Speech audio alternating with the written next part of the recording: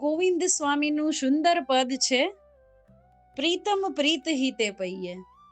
આખા પદમાં એક જ સારાંશ બતાવે છે કે પ્રીત, પ્રેમ, લાગણી, પ્રભુ પ્રત્યેનો પ્રેમ, એનાથી જ પ્રભુને પ્રાપ્ત કરી શકાય. પહેલી જ લાઈનમાં કહે છે પ્રીતમ પ્રીત હિતે પૈયે. પ્રીતમ, પ્રિયતમ, પ્રાણથી પણ જે પ્યારા છે એ કોણ? ગોવિંદ, માધવ, નટવર, શ્રી કૃષ્ણ, યશોદોત્સંગ લાલિત, નંદ નંદન, રાધા રમણ, પ્રભુ શ્રી ઠાકોરજી. પ્રીત, પ્રેમ, હિતે પૈયે, પ્રેમથી જ પામી શકાય. ગોવિંદ સ્વામી ચોખ્ખું કહે છે કે પ્રીતમને પ્રેમથી જ પામી શકાશે. યદ્યપિ રૂપ ગુણ શીલ સુગરતા ઇન વાત ન રીજઈએ.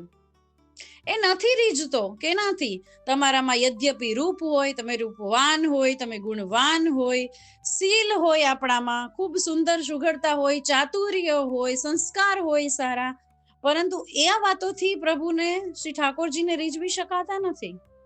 સતકુલ જન્મ કરમ શુભ લક્ષ્મણ વેદ પુરાણ પઢઈએ. ચાહે ઊંચામાં ઊંચા કુળમાં એનો જન્મ થયેલો હોય, કર્મ સારા હોય, લક્ષણો શુભ હોય, ચલન ઢલન શુભ હોય, વેદ પુરાણ જ્ઞાની ધ્યાની હોય, વેદ પુરાણો વાંચી લીધા હોય, કંઠસ્થ હોય, શ્લોક કંઠસ્થ હોય, ગોવિંદ વિના પ્રેમ શુઆલો રસના કહા જુ ન चाहिए. પરંતુ જો હૃદયમાં શ્રી ઠાકોરજી પ્રત્યે પ્રેમ નથી, કેવો પ્રેમ? નિશ્ચલ પ્રેમ, શુદ્ધ પ્રેમ, એ પ્રેમ નથી તો ખાલી રસનાને, જીભને નચાવવા પૂરતું છે, બીજો ન ચાહીએ, નકામું છે.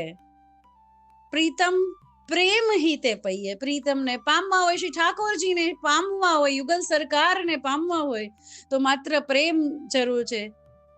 ગોપીઓનો પ્રેમ કેવો હતો વૈષ્ણવો? એક નાનકડી વાટકી છાસ માટે, એક થાળી, ત્યાં થાળી કહેતા, એક થાળકી છાસ માટે ગોવિંદ પ્રભુ નાચતા હતા.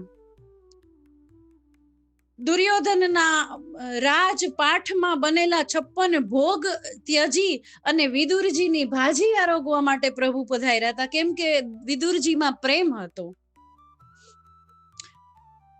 ભાગવતજીમાં પણ ઉલ્લેખ છે કે વિદુરના પત્ની જ્યારે પ્રભુ પધાર્યા ત્યારે કેળા પ્રભુને આરોગવા માટે બેઠા હતા તો પ્રેમમાં એટલા વિભોર થઈ ગયા હતા કે છાલ પ્રભુને ધરાવતા હતા, છાલ પ્રભુને આરોગાવતા હતા અને કેળાને સાઈડમાં કરતા હતા. એને ભાન નહોતું તો પણ પ્રભુ એને રોક્યા વગર એ છાલોનું પાન કરી લેતા હતા, એને આરોગી લેતા હતા. આ છે પ્રેમ. 56 ભોગ મૂકીને, મીઠા મેમાં પકવાન મૂકીને પદ્મનાભદાસજીના છોલા પ્રભુને ભાવે છે. કેમ કે પદ્મનાભદાસજીનો પ્રેમ એવો છે. ઘણા બધા અનંત ઉદાહરણો છે કે માત્ર પ્રભુ તો પ્રેમથી અને પ્રેમથી જ જીતે છે. એકદમ સુંદર પ્રેમ જો હોય તો પ્રભુ દૂર નથી. એવું સુંદર આ ગોવિંદ સ્વામી આ પદમાં કહે છે.